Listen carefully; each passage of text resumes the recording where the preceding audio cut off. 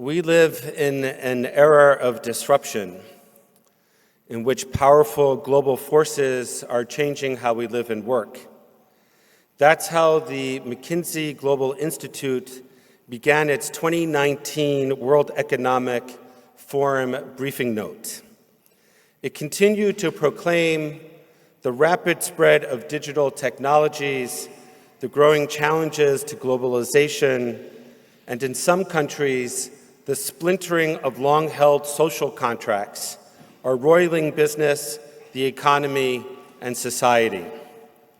That was 4 years ago, and 6 months before the disruption of the COVID-19 global pandemic. Lo navi anochi velo ben navi anochi.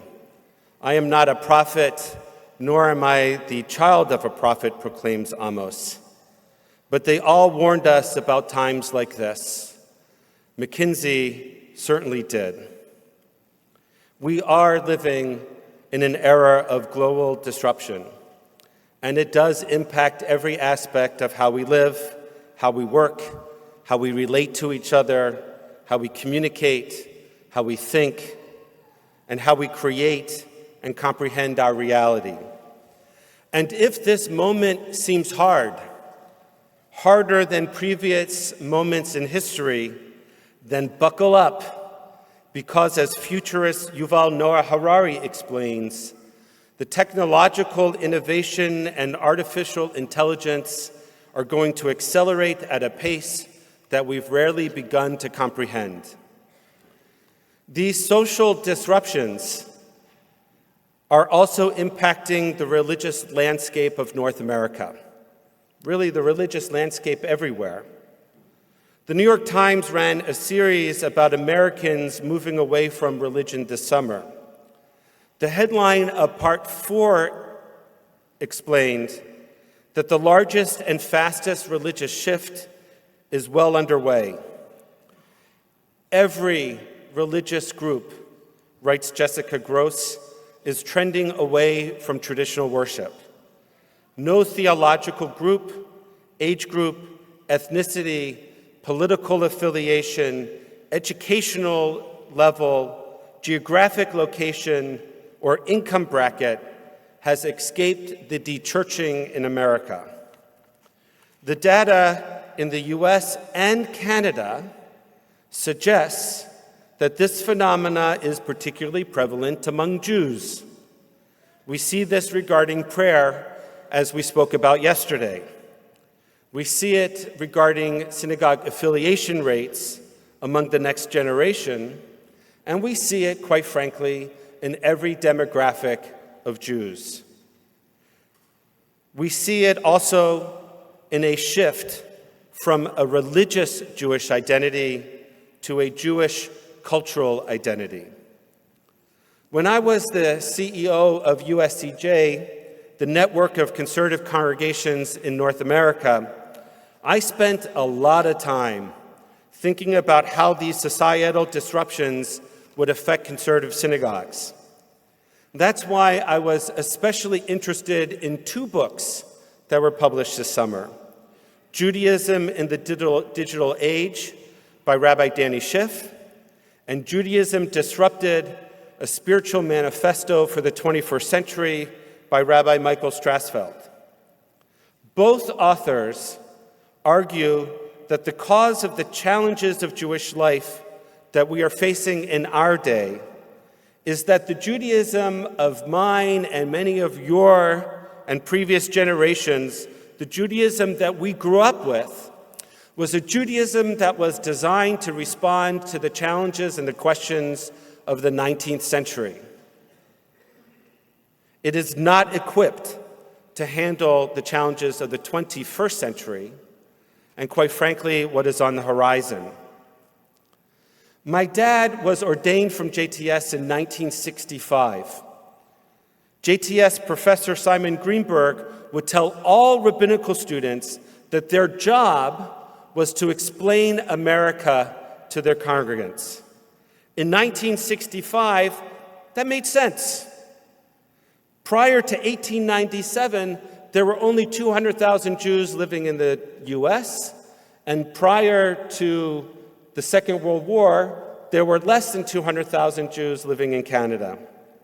The mass movement of Jewish immigration came 1897 to 1926 for the US, where 2.5 million Jews fled the waves of anti-Semitic pogroms of Eastern Europe. These immigrants were primarily poor, uneducated, and religious. The process of becoming American while maintaining an authentic Judaism was highly challenging, and quite frankly, that was their goal. Conservative Judaism's tradition and change approach, it resonated, and it helped these waves of new Americans to acculturate. This is true for Canada as well. Our mass immigration to this country came after the Shoah. Our grandparents and our parents, they arrived here with few possessions and resources. They had to not only rebuild their lives, they also had to learn how to be Canadian. In 1987, Professor Greenberg was still telling rabbinical students that their job was to help their congregants become Americans. Rabbi David Wolpe, one of his students, disagreed. And he shares in his review of Danny Schiff's book, "My congregants would know as much about America as I did. They would be born here as well." The essence of Schiff's argument, according to Wolpe, is Reform and conservative Judaism were designed to usher Jews into modernity. But modernity is over. We live in a new digital age. Fortunately, as we've discussed before, we Jews know how to navigate paradigm shifts. We've been here before. A midrash from Leviticus Rabbah shows how the rabbis boldly replaced biblical Judaism and its concerns for temple, sacrifice, and Kohanim with the rabbinic Judaism of Talmud Torah and rabbinic authority. One who does tshuva, says the midrash, is considered as if he went to Jerusalem, rebuilt the temple, erected the altar, and offered all the sacrifices ordained by the Torah. The brilliance of the rabbis was how they maintained that sense of continuity to the Torah, and thus also their authority as being coming from and emanating from Sinai.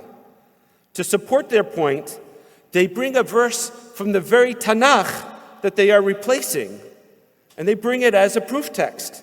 For the Psalm says, "The sacrifices of God are a broken spirit. A broken and contrite heart, O God, you will not despise." This process of responding to societal disruptions has happened throughout Jewish history. The printing press, for example, radically increased literacy rates, led to more education and Jewish leadership.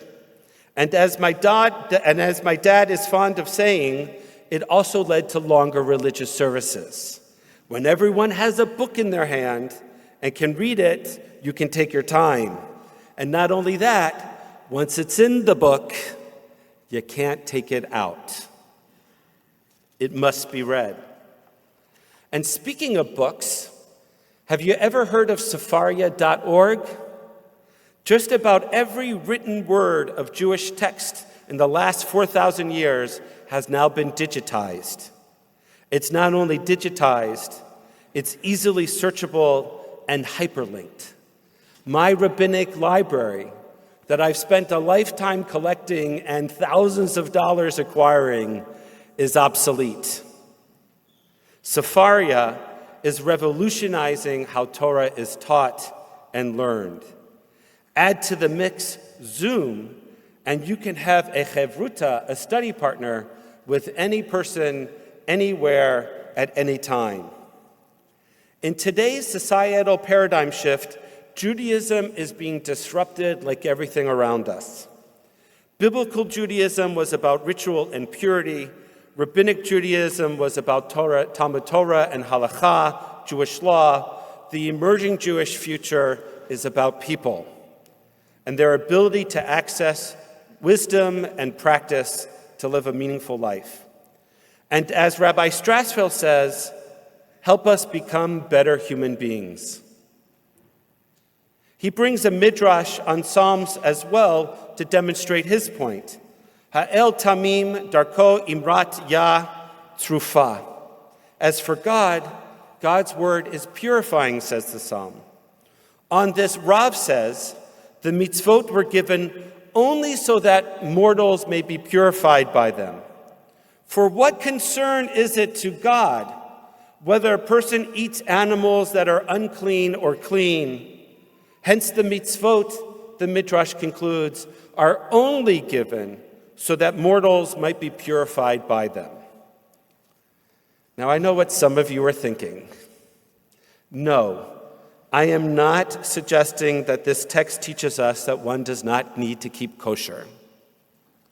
It does suggest, however, that like the purpose of prayer we discussed yesterday, the purpose of mitzvot are not for God, they're for us.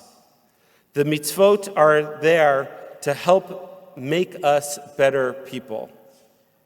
Observing kashrut, for example, which is extremely easy here in the GTA, serves as a continuous connection to our people, our Torah, our values, that respect and distinguish life and death.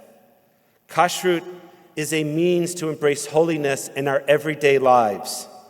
We recommit ourselves every time we bring a fork to our mouth to the high standards of Jewish living and practice at each and every meal. And perhaps even more importantly, when Jews eat, we do so with others at a full table.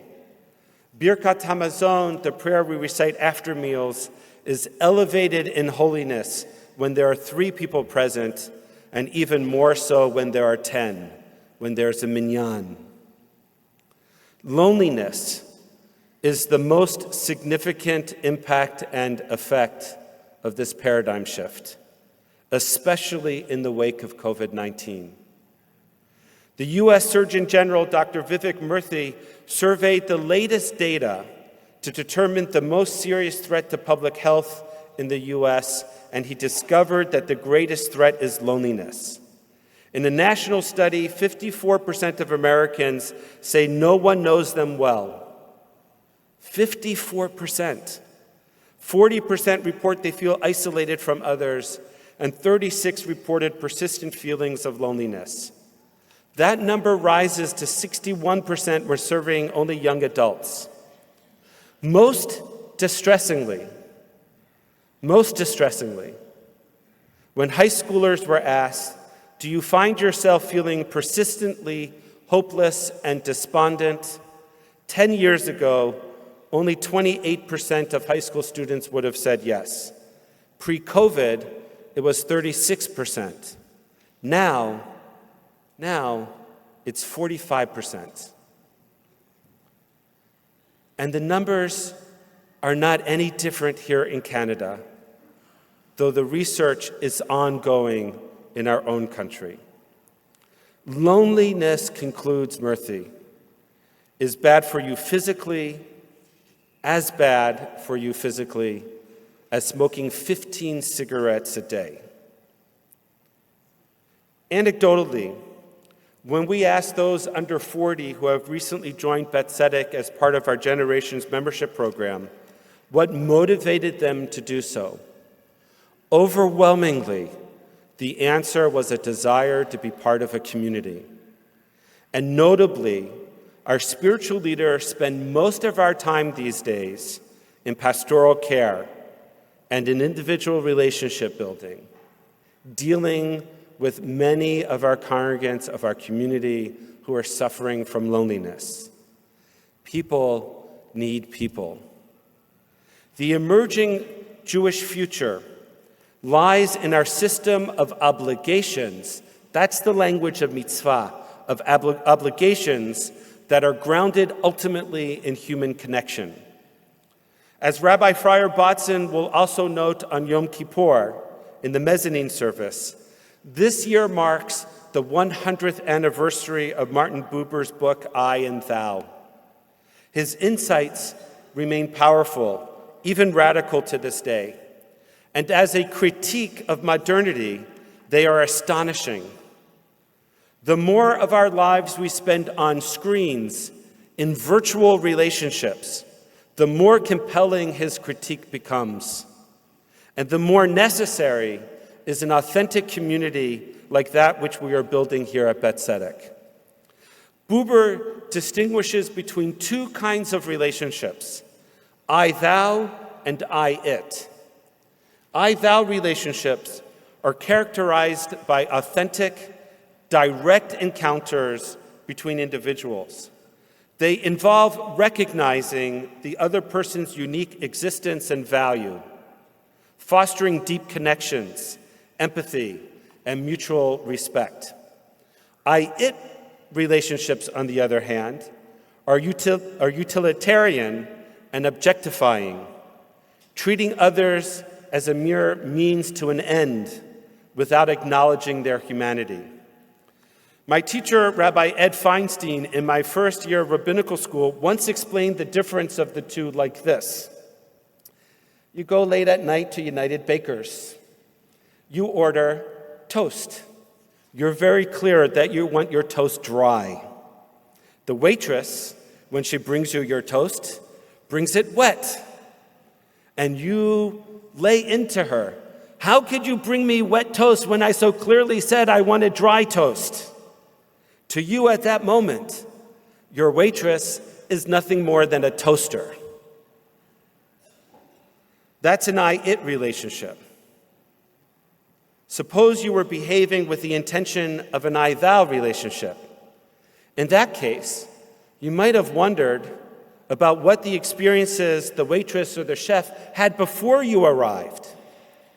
Maybe they had another customer that was just as rude as you were at that moment and set them all afloat. And that's what ultimately led to your wet toast. And perhaps, had you viewed the waitress with an I-thou relationship, you might have responded with more empathy and kindness and simply said, "Thank you for the toast, but I ordered it dry. Will you please get me another?" The use of the word thou rings archaic to a contemporary English speaker, but there is a deliberate and specific reason for it. First, Buber's native language is German. Du, like the Yiddish, is the second-person singular pronoun and is used to differentiate from the more formal sie, which is always used as the plural. When used in the singular, it signals formality and distance. One would never use du to address the king or a respected elder. Thou, therefore, from the German du, implies a personal connection, closeness, and even intimacy. I and thou also has, therefore, spiritual implications and can function as an antidote to the epidemic of loneliness. It encourages us to seek transcendent moments and experiences through genuine encounters with others, as well as a closeness to God. I and thou relationships carry ethical implications, emphasizing the importance of treating others with respect and dignity, recognizing our shared humanity, and acting responsibly towards each other. Rosh Hashanah, in celebrating the creation of the world, the creation of humanity, emphasizes the same ethical implications. A well-known midrash asks, why did God create humanity from a single Adam? The answer is simple and profound. So no person can say to the other, my ancestor is greater than your ancestor. We all come from the same source. We all share the same humanity, and we all share the same divinity. To take this idea seriously, as a response to the disruption of our time and the loneliness that is plaguing society, it's crucial to encourage genuine and empathetic interactions with others, and to strive to see and acknowledge this unique humanity in every person we encounter, whether in personal relationships, at work, or everyday interactions, even at United Bakers. We have to avoid reducing people to mere objects or means to an end, I-it relationships, and instead aim for respectful connections, I-thou relationships. We have to recognize that everyone has their struggles, experiences, and stories. Adopting an I-thou attitude can cultivate more profound empathy and compassion toward others, leading towards a more compassionate society. As COVID showed us, while technology can bring us together in times of trouble, it can lead to shallow interactions and dehumanization. We must be more mindful of how we use technology and social media when we connect with each other. And we should always strive for meaningful connections with people rather than superficial ones through screens. Yes, we are living in a time of disruption, and it is impacting every aspect of our lives and will continue to do so for the foreseeable future. The impact, as we've discussed this morning, is not always positive or easy. And yet, Jewish wisdom, ancient, modern, and contemporary, can provide us with guidance in how to navigate the changes we are experiencing towards living a life that matters. Buber, in presenting I and thou relationships as an ethical and transcendent imperative, provides us with a roadmap on how to live our best lives, which start with the people in front of you, the people behind you, the people to your sides. At Beth Tzedec, this is how we understand our purpose as a sacred community. We search to build I and thou relationships with each other and with God.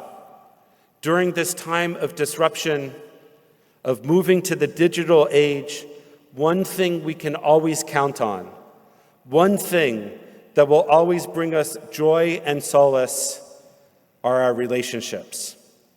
That's what endures, midor ledor, from generation to generation. We're going to turn back to our Maksarim, page 140. Someone once cried to God, Adonai, the world is in such a mess. Everything seems wrong. Why don't you send someone to help change the world? The voice of Adonai replied, I did send someone. I sent you. We pray for life. We ask God for a year of health and happiness. We cannot merely ask. Tell the Almighty, tell the world, tell yourself, send me. Hineni, shalachni. Here I am. Send me. Page 140.